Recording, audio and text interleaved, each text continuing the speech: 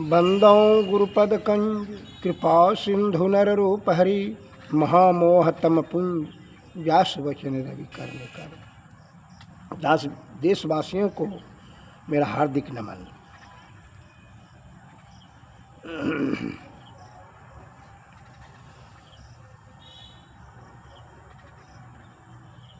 एक सज्जन ने प्रश्न किया,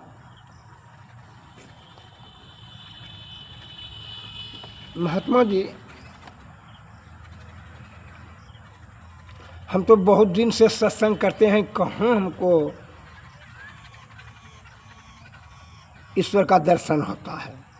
हम तो 40 बरस से कर रहे हैं। और जो महात्मा जी से दीक्षा लिए हैं उनको कहते हैं, तो कहता है हो जाएगा, मोक्ष हो जाएगा, ईश्वर का दर्शन हो जाएगा। लेकिन कहाँ होता है? वह पहुँचे हुए महात्मा जी थे, ब्रह्म ज्ञानी थे।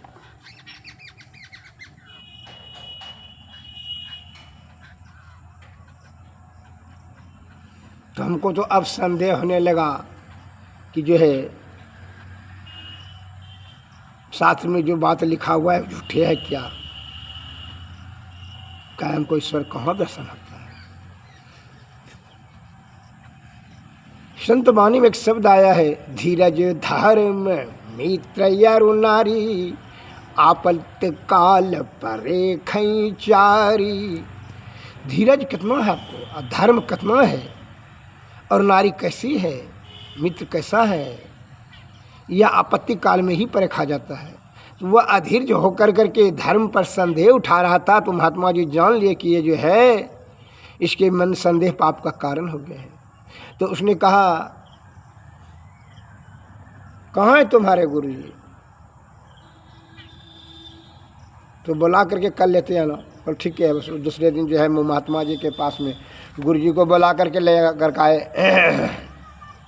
दंडवत प्रणाम किए। ठीक है, तो जो प्रश्न किया था कि हम 40 वर्ष से सत्संग कर रहे हैं, कहाँ कुछ, ये काम कीजिए, इसको बांध दीजिए। तो एक ठो वृक्ष में, एक वृक्ष में बांध दिया, अपने गुरु को बन्हा दिया, अपने गुरु को बन्हो। और दूसरे एक ठो आदमी से कहा, इसको भी एक ठो बांध दीजिए दूसरे वृक्ष में। तो दोनों बांधे गए। तो अब महात्मा जी कहते हैं, तुम इसका बंधन खोल दो और तुम इसका बंधन खोल दो। कहा ये कैसे होगा? वो साधु ने कहता, हम तो खुद बंधे हुए हैं, तो हम कैसे सुने? क्योंकि वही चीज़ है, जब वह खुद ब्रह्म के बारे में जानकारी नहीं है, विज्ञप्त नहीं है, वही कहता, अंधरो गुरु और बैरो चेला और नरकोम कर दोनों ठेला में ठेला। क्या है? वो भी इसको धीरज भी नहीं है, धर्म तो पर संदेह करता है, और तुम तो खुदे उसके बारे में जानकारी नहीं है जो कि क्या क्या पाठ पढ़ाते हो। उसका जब शुद्ध चित्त आत्मा नहीं है, तो तुम उसको जो है दीक्षा दे करके जो चाहते हो कि ईश्वर प्राप्त करें, ईश्वर पर ही उसको संदेह है।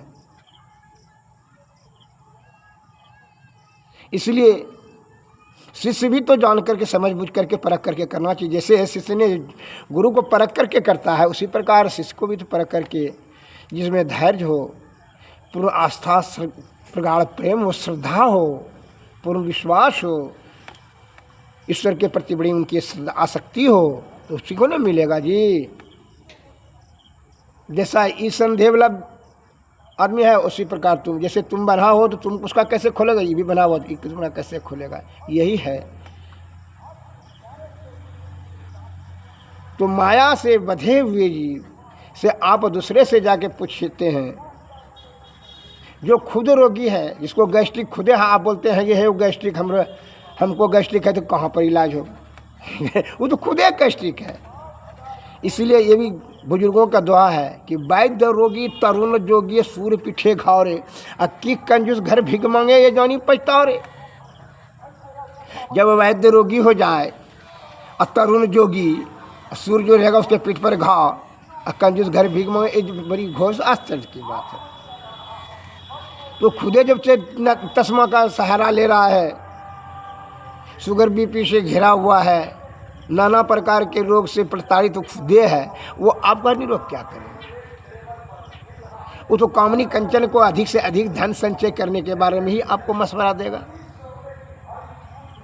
क्योंकि वह तो खुद प्रकृति से दूर होते जा रहा है। इसलिए अमला छोड़ करके अंडा कहता है खाओ, और जो है ना मांस मछली कहता है खाओ, जो कि शक्ति मिलेगा। बोलिए, यह तो कारण नहीं बता पाता है कि भाई दुर्बल होता क्यों है, दुर्बल होने का कारण क्या है। यदि यह जानता है वो तो खुद ने बताता। बिना कड़वा औषध बिन पिए मिटे नि तन की ताप। इसलिए कहता है अंधरो गुरु और बैरो चेला नरकोम करब दोनों में ठेला। वो पढ़ कर का आया सर्जरी का ज्ञान, आप उसको जाते हैं हमारा धतबेकारी है ठीक कर दीजिए, वो कैसे करेगा ठीक? यह बात को आपको खुद सोचना चाहिए, डिसीजन तो स्वयं लेना चाहिए। जिसको खुद है ध्यान ज्ञान विवेकशील नहीं, शुद्ध चित्त आत्मा नहीं है, वो आपका क्या कल्याण के बारे में बता सकेगा? इसलिए यह गुरु को भी आप छानबीन कर करें और शिष्य को भी होना चाहिए। इसलिए मैं एक लघु कथा कह रहा हूँ, जरा ध्यान से सुनिए। एक महात्मा जी के बाद महात्मा जी ने कहा ठीक है जाओ, वो दोनों को जो है दिए बताए कि तुम जो है उनको विधि बताए कि इस प्रकार दोनों ने दीक्षा दिए। दोनों को बड़े निष्कपट होने के लिए, पहले जो है निश्चल होने के लिए, मन को शुद्ध चित्त आत्मा होने के लिए पहले तुम जो है ना विशेष बच्चों पर मन ने निग्रह करने के बारे उन्होंने धर्म का उपदेश दिया और शिक्षा दिए और दीक्षा दिए कि ठीक है तुम आना, उसको समय देगा। मैं एक लघु कथा आपको कहना चाहता हूँ। एक महात्मा जी को पास में 3 सज्जन पहुँचे कि प्रणाम महात्मा जी प्रणाम। कहा हाँ क्या बात है बोलिए। कुटिया पर पहुँचे थे महात्मा जी की कुटिया पर। कहा कि तीनों हम जो है ना मित्र हैं, परम मित्र हैं। अब चाहते हैं कि जो है ना महात्मा जी कुछ दीक्षा उक्षा ले कर करके जो है ना ईश्वर की प्राप्ति करें, क्योंकि बड़ा उत्तम विचार है, बड़ा उत्तम ज्ञान उत्पन्न हुआ है आपके अंतःकरण इंद्रियों में, अच्छी बात है। चलो माया मोह से जो है ना अब जो है ना पंडित जी अब मानने लगता है, अब सोच रहे हैं कि भाई ये जीवात्मा को उद्धार के लिए परमात्मा ईश्वर की प्राप्ति करने के बारे में है, इसलिए आपके चरण में आए हैं, शरण में आए हैं, आप हमको दीक्षा दीजिए हमको। तो हाँ ठीक है कोई बात नहीं। क्या ठीक है। तो उन तीनों को एक एक ठो डलिया दिया, डलिया बाँस का जो बत्ती का बना आता है डलिया। कहा कि जो है 1 किलोमीटर पर गंगा नदी है, वहाँ से तीनों ने पानी भर भर करके लाओ। वो चले गए तीनों। रास्ते में थोड़ा दूर जाने के बाद 2 ठो ने सलाह करता है कि ये महात्मा जी जो है विक्षिप्त मस्तिष्क हो गया, पागल हो गया है, जंगल में रहते थे। बोले डलियाओं को पानी आएगा, लोटा उल्टा कमंडल देता तब ना, डलियाओं में कैसे पानी आएगा? तो दूसरे ने कहा हाँ हाँ सही बोलते हो। तीसरे ने कहा नहीं, जब महात्मा जी ने कहा तो आएगा, निश्चित आएगा, तुम लोग संदेह मत करो, चलो। कह तुम रहे सब तो चिटखोपड़ी, तुम भी हो महात्मा जी चिटखोपड़ी, ये सब को अध कपाड़ी के पास अपना काय कीमती समय देंगे, बर्बाद करेंगे। जाते हैं, वो दोनों ने डलिया वहीं छोड़ फेंक दिया जंगले में और दोनों चला गए। तो दोनों ने ये जो तीसरा आदमी था वहाँ गंगा नदी में जाए और पानी छः डलिया ला कर करके बाहर निकले तो पानी तो बहा जाए डलिया से, एवं प्रकार से आवे निकाले। फिर तो कदोड़ पानी जो है सावन भादों में कदोड़ पानी चलने लगा, तो उससे क्या होगा कि बार बार जो यही क्रिया करता था, पानी निकलता था डलिया में आते, तो जो है धीरे धीरे जो है कीचड़ युक्त पानी जो गया, डलिया का छिद्र बंद हो गया। और एक दिन साल भर के बाद जो एक दिन समय आ गया, गुरु के चरण के कमल में रख दिया पानी, 1 डलिया पानी। कहा कि हाँ तुम्हारा जो है ना तपस्या पूरा हो गया, धन्य है, आशीर्वाद दिया। उन्होंने समझ लिया कि इनका ध्यान केंद्रित हो गया है विषय के प्रति, इसको संदेह, विषय के प्रति इसको आसक्ति खत्म हो गया, इसको संदेह, धैर्य भी, धैर्यवान भी है और धर्म के प्रति इसको जो है ना बड़ी दृढ़ संकल्प है और हमारे शब्दों के प्रति पूर्ण इसको आस्था है, श्रद्धा है हमारे प्रति। तब उन्होंने बीज मंत्र दिए और वह बीज मंत्र का मनन कर करके क्या हुआ, वह परम धाम को पधारे, अर्थात जीवात्मा परमात्मा पर ब्रह्म में मिल गए। अब ये दोनों का कहानी सुनाई। ये दोनों जब गांव ग्राम में आए तो जो छल कपट परपंच से एक ठो धन जमा कर लिया, खूब षड्यंत्र कर करके। अब धर्म की तो प्रवृत्ति जागी थी, तो उसने क्या किया कि खूब जब धन जमा कर लिया तो अन्न का जो है ना दान करने लगा। जो मुफ्त में जो है लंगर चलाता है, जो भोजन खिलाता है, भोजन कराने लगा फ्री में।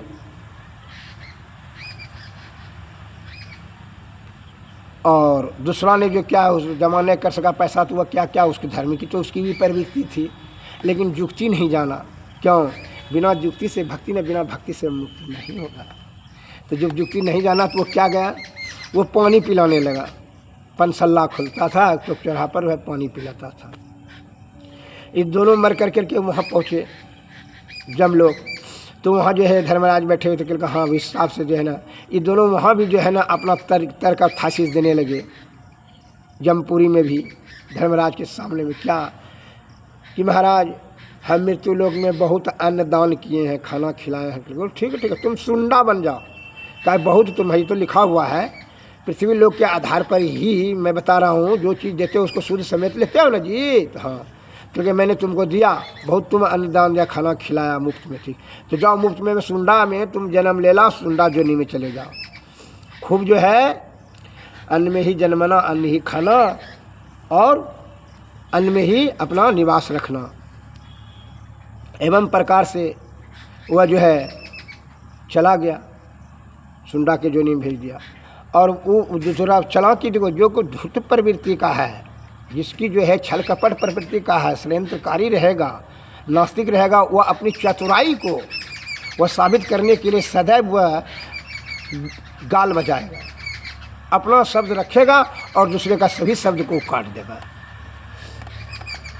तो वहाँ जो है दूसरा को कहा कि भाई पानी बहुत तुम पिलाए, ठीक है जाओ तुमको हम मगरमच्छ बना दिया, पानी में जन्मो, पानी में रहो, पानी पियो, पानी में रहो। मगरमच्छ जो नहीं चला गया। चतुराई काम नहीं है, या अमीर और गरीब को मोक्ष मिलता, वो सब नहीं होता है।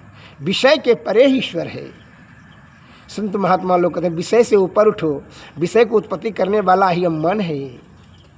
मन निग्रह करके जो है क्या करो, ऊपर उठ जाओ। कैसे, कहाँ उठ जाओ? विषय से ऊपर उठ जाओ। लोभ मोह महद अहंकार तृष्णा भय क्रोध ईर्षा, ये सब जो विषय जो है मत्सर राग द्वेष, इस सब से ऊपर उठ जाओ। इस सब में रहोगे ना तो उलझ जाओगे और तब तक आयु तुम्हारा छीन हो जाएगा।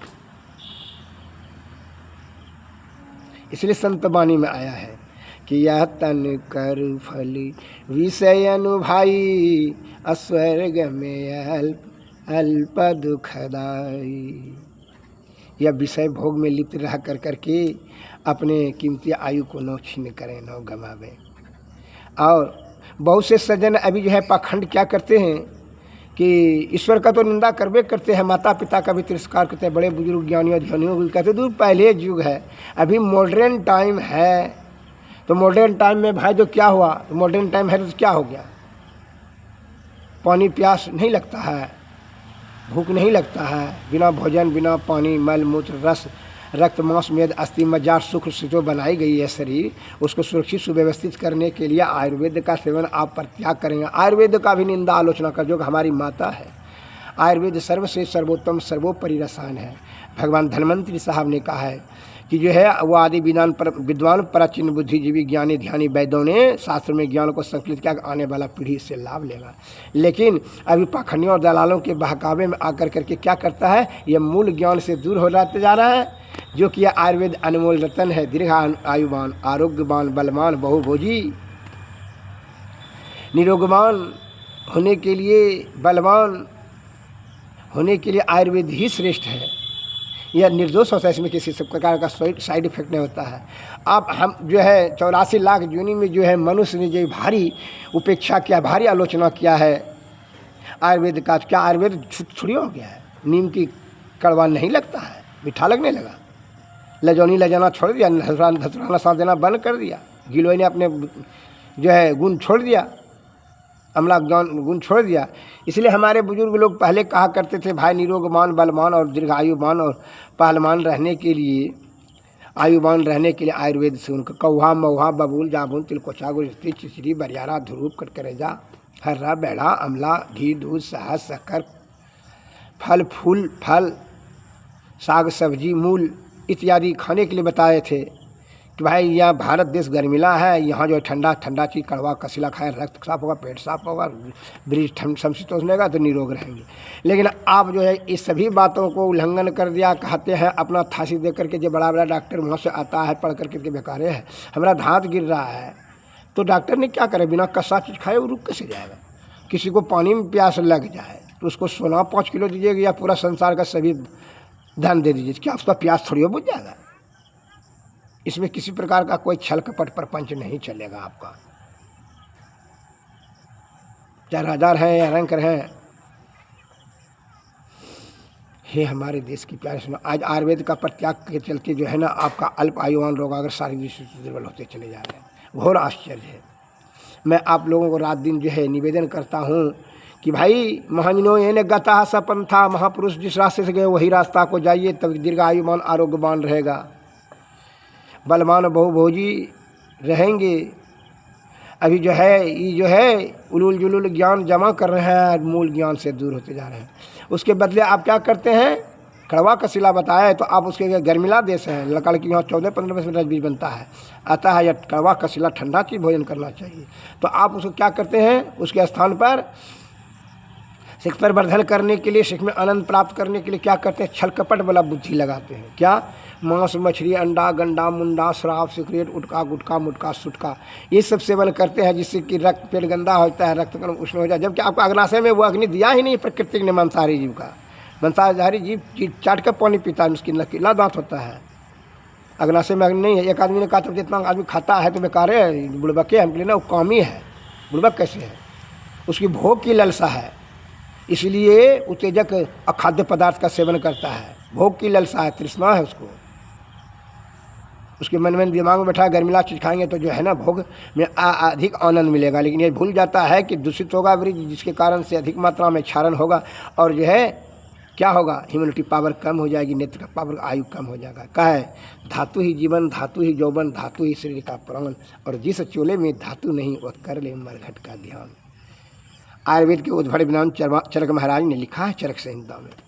इसको सुरक्षित और सुव्यवस्थित और सुदृढ़ रखने के लिए तब अपना जीवनी शक्ति दृढ़ होगा, प्रबल होगी। अन्य तो कहेगा जो है ना अभी घर घर में जो है ना शुगर बीपी घुस गया, खाली नमक चीनी मैदा ये सब क्या है? यूरिया खाते मिलवे कर रहा है, और उसमें भी हाई एंटीबायोटिक दवा है।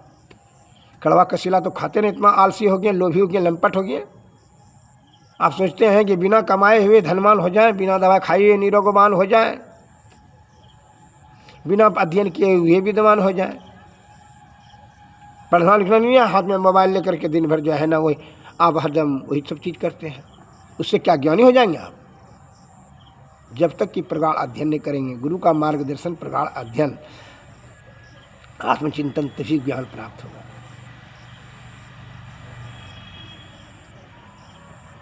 इसके लिए आप सत्वगुण में सदाचार का पालन कर आयुर्वेद का सेवन करें। हम बता रहे हैं आपको, जैसे अभी अधिक से अधिक मैं कुछ आयुर्वेदिक लाभ देना चाहता हूँ अंतिम में। जिसको कब्ज के कारण से अनेक प्रकार की बीमारियां हो जाती हैं, आप पथभ्रष्ट हो गए हैं, उससे वहाँ से लौटिए, तभी आप निरोगमान हो जाएंगे, आरोग्यवान रहेंगे। अन्य तो कोई डॉक्टर फुर्सत नहीं है डॉक्टर को आपको दवा छोड़ने की। पढ़ना आपको तब विद्वान बनेंगे, गुरुजी पढ़ लेगा तो आप थोड़ी विद्वान बन जाएंगे। डॉक्टर दवा खा लेगा तो आपको निरोग थोड़ी हो जाएंगे जी। बाप तैरने के लिए जान लेगा तो बेटा थोड़ी नदी पार कर जाएगा। इस सबको आप छोड़ दीजिए, सब सोचना। आप सोचते हैं कि बाप ने छल कपट प्रपंच से धन संचय कर देगा तो हम जो है ना ज़्यादा से ज़्यादा जो सुखी रह जाएंगे। सुखी तो तुम्हारे पास ज्ञान नहीं रहेगा तो सब और जो है ना उल्टे उल्टे काम कर करके यथाशीघ्र नष्ट हो जाएगा। कब्ज के निवारण करने के लिए मैं बता रहा हूँ, त्रिफला चूर्ण, हर्रा बैढ़ा आंवला, निशोत तंती मूल, बायबिडिंग और जमाइन, इंदर जो भी दे सकते हैं। इस समान भाग मिला कर करके कूट लीजिए, कूट करके 1 चम्मच सुबह 1 चम्मच शाम खाइए। कब्जियत नहीं होगा तो अनेक रोगों से आपका बचाव होगा। विस्तृत रूप से जानकारी प्राप्त करने हेतु आप हमसे मोबाइल नंबर संपर्क करें। मेरा मोबाइल नंबर 93 34 70 40 25। मैं निरंतर 40 वर्षों से आपका मैं सेवा कर रहा हूँ निस्वार्थ भाव से। इसलिए हम संत मत से हैं, हम जान लिए कि मौत निश्चित है, इसमें जरा भी संशय नहीं है। इसलिए भोग शांत होते जा रहा है। आपको विशेष रूप से जानकारी प्राप्त करने के लिए आयुर्वेदिक ज्ञान की जब आवश्यकता है तो आप हमसे मोबाइल पर संपर्क साधें, और चिकित्सा की ज़रूरत है तो आप हमारे चिकित्सालय पर आवें, और ज्ञान का ज़रूरत है तो मैं ज्ञान रोज आयुर्वेद जो है ना निस्वार्थ भाव से परमार्थ के लिए मैं प्रसारण कर रहा हूँ। हमारा चैनल आप देखें, क्या आयुर्वेदिक ज्ञान चमकलाल यादव निकालेंगे, हमारा चैनल है उसमें चला रहे हैं। हमारे पेशेंटों ने अधिक रिक्वेस्ट किया आज 4-5 बरस से, तब जो है हम समय निकालें कि नहीं भाई जो सेवा करना चाहिए। कहे कि यह जब तन छूट जाएगा तो आपके आशीर्वाद से, परमार्थ के भाव से, आपके आशीर्वाद से हमारा मोक्ष हो जाएगा। यह मैं सेवा जो कर रहा हूँ निस्वार्थ भाव से, यह सत्संग कर रहा हूँ, जिससे कि आपको आपके आशीर्वाद की हमको आशा है। आपके आशीर्वाद से हमारा मोक्ष हो जाएगा, यही हमारी हार्दिक इच्छा है। आप प्रश्न पूछें कोई भी रोग के बारे में, मैं सबूत चाहिए आपको। भैंसत जितना भी आज का लिखा हुआ नहीं है ना, आयुर्वेद सार संग्रह, रसराज महोदय, अमृत सागर, आज का जो है ना पाखंडी चोर लुच्चा उचक्का के जो है ना कामी लोभी लंपट लालची का नहीं है लिखा हुआ है। प्राचीन बुद्धिजीवी ज्ञानी विद्वान ने आपके भलाई के लिए लिखा है कि आने वाला है जनरेशन इससे लाभ लेंगे। आप लाभ लेने के बजाय क्विक एक्शन का लालच, आलस हो गए हैं, आलसी और लालची, जल्दी से जल्दी चाहते हैं निरोग होने के लिए। मैं अपना शब्द विराम देता हूँ। जय हिंद, जय भारत, नमस्कार, धन्यवाद।